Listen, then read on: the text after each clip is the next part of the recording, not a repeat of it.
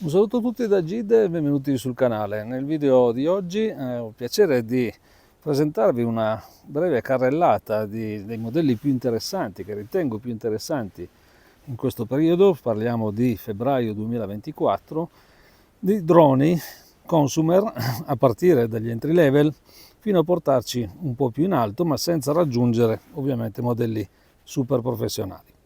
Consentitemi però alcune premesse per andare a definire meglio il campo in cui ci muoveremo e di conseguenza inizio a dirvi che escluderemo, come ho già detto prima, i droni di fascia molto alta e i droni FPV. La seconda premessa sta nel fatto che andremo a prendere in esame solamente dei droni di casa DJI, non perché questo video sia in nessun modo sponsorizzato da questa azienda, ma solamente per avere una linearità rispetto a quello che sono le fasce sia di utilizzo che di prezzo. Un'ultima premessa riguardo alla normativa, che dal 1 gennaio prevede che solamente i droni di classe C0 possono essere condotti senza possedere il patentino, quindi l'attestato di volo A1, A3. Andiamo a vedere quindi il primo drone che andremo a prendere in esame oggi. Si tratta del DJI Mini 2 SE. Ed eccoci quindi alla mia personale scheda descrittiva sintetica su questo drone. Innanzitutto si tratta di un classe C0, quindi un drone che sta al di sotto dei 250 grammi, può essere pilotato anche senza patentino. Fa parte della serie Mini, come anche altri modelli che vedremo in seguito. Trattandosi di un entry level, la sua fascia prezzo è bassa. Siamo a febbraio 2024 e il prezzo è intorno ai 300 euro.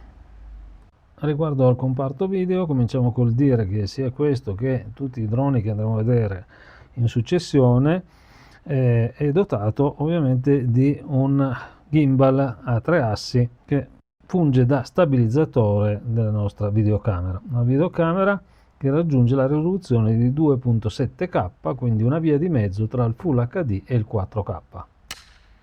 Il radiocomando abbinato in questo caso è l'RCN1, radiocomando che non è dotato di schermo integrato e quindi andrà abbinato al nostro smartphone, dove verrà caricata l'applicazione DJI Fly App.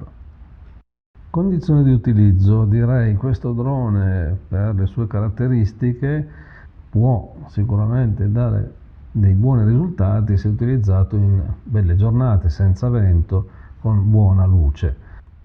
Quindi è bene chiarire che anche se sul manuale, sulle specifiche di questo drone trovate una resistenza al vento più che buona, questo va inteso per quanto riguarda un discorso di sicurezza. Se vogliamo invece delle riprese stabili, dovremo muoverci in condizioni di zero o poco vento. Vediamo adesso per chi potrebbe essere consigliato e con quale scopo potrebbe essere utilizzato questo mini drone DJI. Innanzitutto direi per chi vuole dare una sbirciatina al mondo dei droni, però passando già oltre quello che è un discorso di giocattolo, perché qui parliamo già comunque di un drone a tutti gli effetti. E a tal proposito approfittiamo per ricordare che per tutti i droni di tutte le classi è obbligatorio, per poterli utilizzare, essere iscritti al portale di Flight come operatori e possedere un'assicurazione minima RC. Quindi imparare, divertirsi e scoprire. Direi queste sono in sintesi le parole che racchiudono la risposta a questa domanda. E chiudiamo con una nota importante: è bene ricordare che questo drone non possiede i sensori anticollisione, di conseguenza per la vostra sicurezza, la sicurezza ovviamente anche del vostro drone, è consigliato l'utilizzo solamente in ambienti ampi e lontano comunque dalle persone, anche se è classificato come inoffensivo, ma un drone sulla testa non fa piacere neanche se è piccolo. Andiamo adesso a parlare dei modelli della serie Mini 3. Modelli Mini 3 che sono ancora in commercio, ma che andranno a esaurirsi sicuramente nei prossimi mesi, in quanto non dispongono della marcatura effettiva C0 e non verranno probabilmente aggiornati nemmeno in futuro. Quindi io credo che i droni Mini 3 e Mini 3 Pro rimarranno ancora sul mercato fino a che verranno esauriti, che rimangono più che interessanti sia per le caratteristiche tecniche che per il prezzo. Andiamoli a vedere.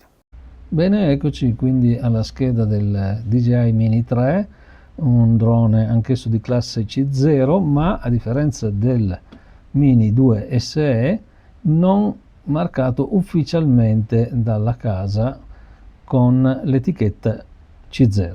Questo cosa comporta? Al momento direi un vantaggio, perché il drone può essere considerato, come lo vedremo anche per il suo fratello maggiore Mini 3 Pro, un C0 di fatto e di conseguenza essere utilizzato anche senza patentino, ma proprio per il fatto di non essere marcato ufficialmente come C0 non è vincolato all'utilizzo di un software che ne limiti la possibilità di superare i 120 metri di altezza dal punto di decollo.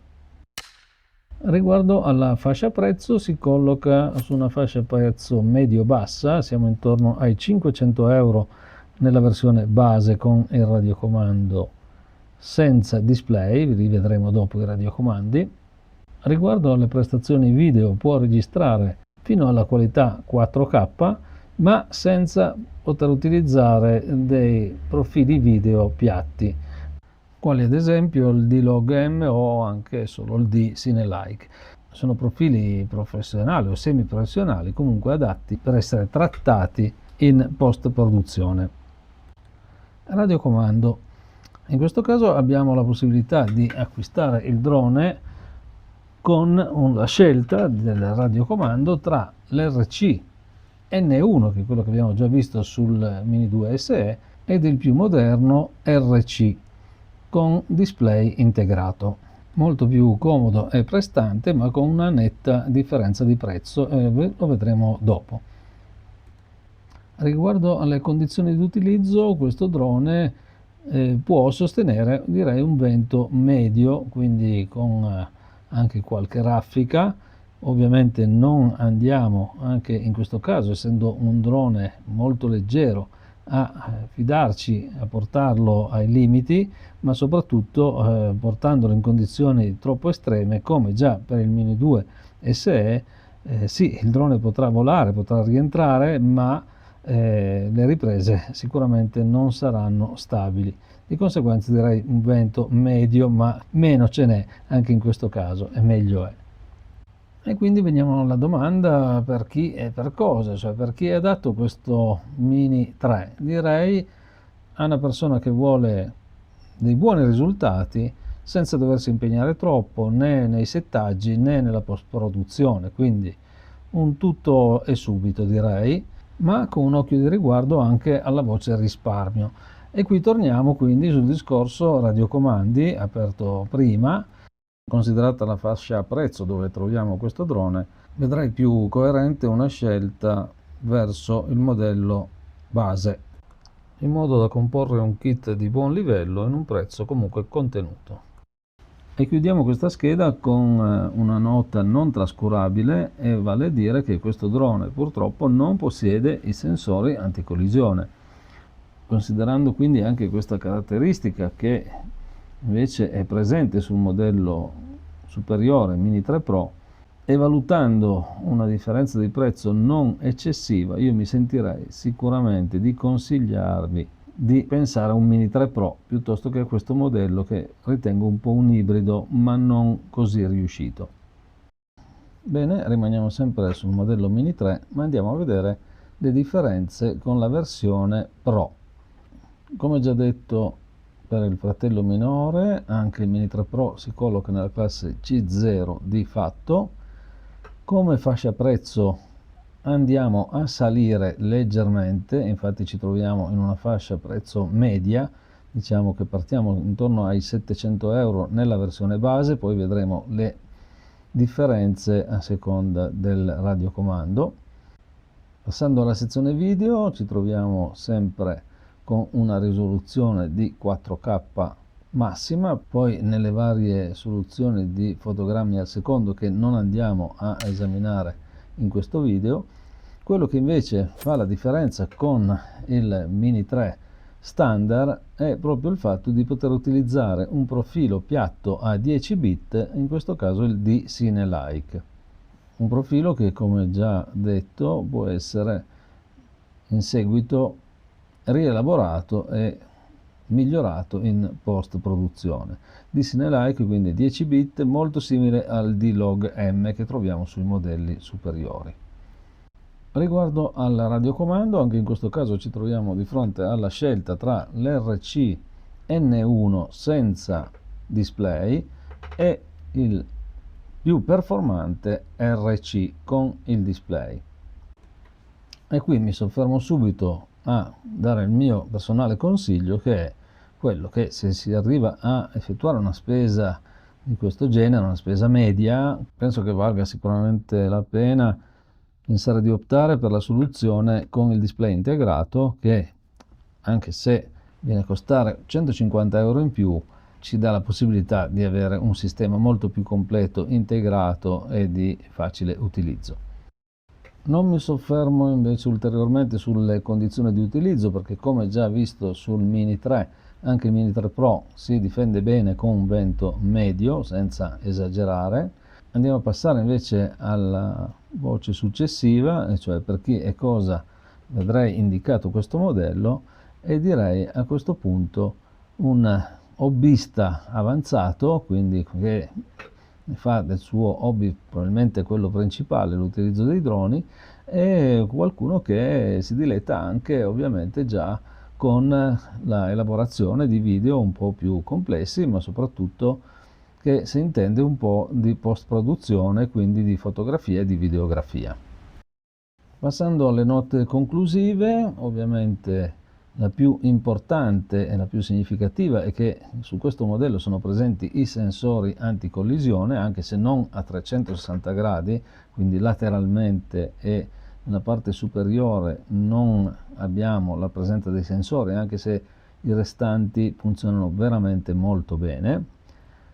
Un po' meno bene posso dire del segnale radio, in quanto le antenne si trovano in una posizione non ottimale, e quindi il difetto che posso trovare su questo modello è sicuramente una trasmissione radio non ottimale. Bene, saliamo ancora, andiamo a parlare adesso di due recenti uscite, anche se ancora del 2023, però droni già marcati, e parliamo del Mini 4 Pro marcato C0 e in seguito parleremo dell'Air 3 marcato C1. Ed eccoci quindi a parlare del modello Mini 4 Pro, e questa scheda diventerà una sorta di confronto con il precedente Mini 3 Pro, perché i due modelli sono davvero molto simili, quindi andremo a vedere più che altro le differenze. Innanzitutto, partendo dalla classe, qui ci troviamo di fronte a una classe dichiarata e effettiva C0. E che dire, se dal punto di vista della normativa questa marcatura ci permette di essere in regola al 100%, dobbiamo mettere in conto però che il software che troveremo a corredo di questo drone non ci consentirà di impostare l'altezza massima dal punto di decollo superiore a 120 metri. Non starò in questa sede ad approfondire questo argomento, perché l'ho già trattato in altri video, e per chi fosse interessato li potrà trovare alla fine di questo contenuto o lasciando un commento al quale sarò ben lieto di rispondere. La fascia prezzo di questo drone direi è medio-alta, partiamo da circa 800 euro nella versione base e poi andiamo verso i 1000 con il radiocomando consigliato, anche in questo caso RC2, che poi andremo a vedere più nel dettaglio. Riguardo al comparto video ci troviamo praticamente in parallelo per quanto riguarda la parte hardware con il Mini 3 Pro, sia per quanto riguarda la focale che per quanto riguarda il sensore da 1.3 pollici.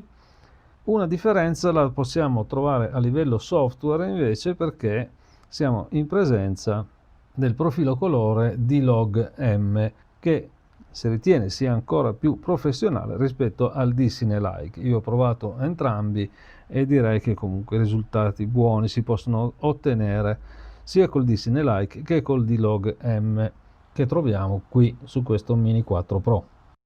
Passiamo quindi al radiocomando. Anche in questo caso abbiamo le due versioni. Come ho già detto prima, il consiglio è quello di passare a una scelta con display integrato. In questo caso ci troviamo un nuovo radiocomando RC2 per la precisione, che ha le antenne di nuovo esterne e quindi sicuramente un ritorno al passato, che però ci regala prestazioni migliori rispetto alla versione con le antenne interne. Molto velocemente le condizioni di utilizzo sono esattamente le stesse che abbiamo già trovato sia sul Mini 3 che sul Mini 3 Pro. Le stesse considerazioni possono valere anche come risposta alla domanda a chi si rivolge questo drone e quale sarebbe il suo utilizzo ideale. E come note finali su questo drone mi sento di dare un bel like ai sensori a 360 gradi, anche se dovranno ancora essere migliorati attraverso degli aggiornamenti firmware. Come un like lo merita sicuramente la parte relativa al segnale radio migliorata. Peccato invece per il discorso dei 120 metri, che non possono essere superati a meno che non si decida di retromarcare questo drone e farlo passare in classe C1, e anche questo è un discorso che abbiamo già affrontato in un altro video. Bene, eccoci quindi giunti all'ultimo modello preso in esame e si tratta dell'Air 3.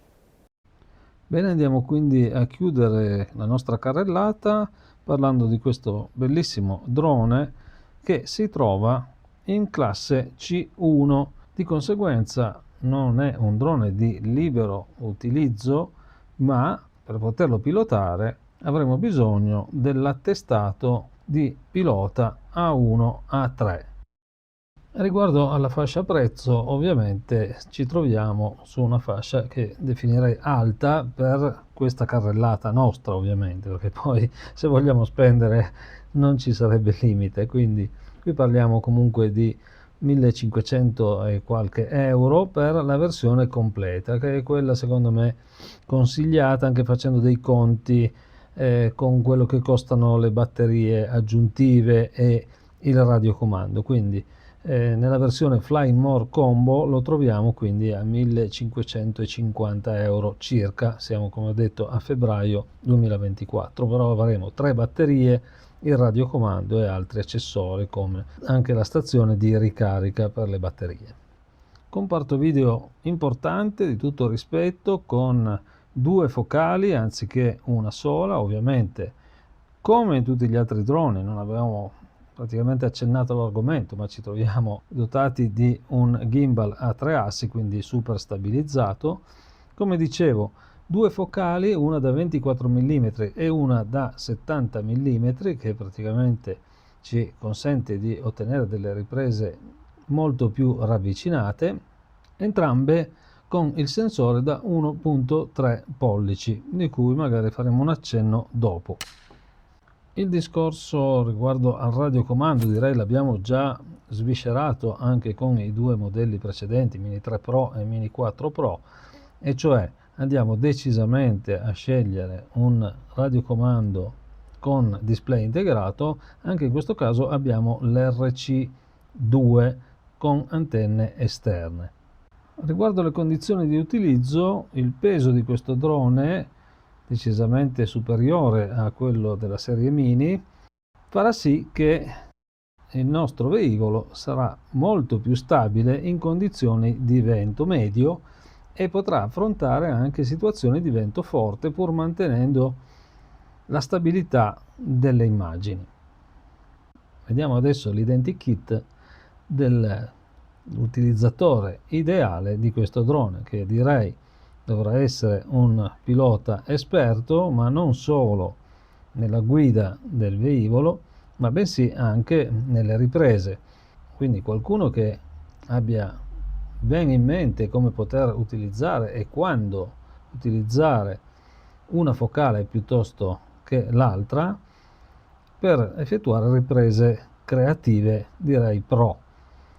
Ovviamente con i profili video piatti ci si potrà divertire nella post produzione, come già abbiamo visto nei modelli Mini 3 Pro e Mini 4 Pro. E concludiamo con due note. La prima riguardante il poter superare ovviamente i 120 metri dal punto di decollo, non dal suolo, lo ripeto per l'ennesima volta. La seconda nota invece è una piccola pecca che è già stata riscontrata da chi ha effettuato le recensioni su questo drone, e cioè il limite del sensore a 1.3 pollici anziché almeno a un pollice, sensore da un pollice che era già presente sulla versione Air 2S. Molto bene, siamo giunti quindi al termine anche di questo video, spero utile per potervi orientare meglio in una scelta futura. Vi ringrazio ovviamente se mi darete una mano con un'iscrizione o con un like e vi do appuntamento al prossimo video. Un saluto da Gid.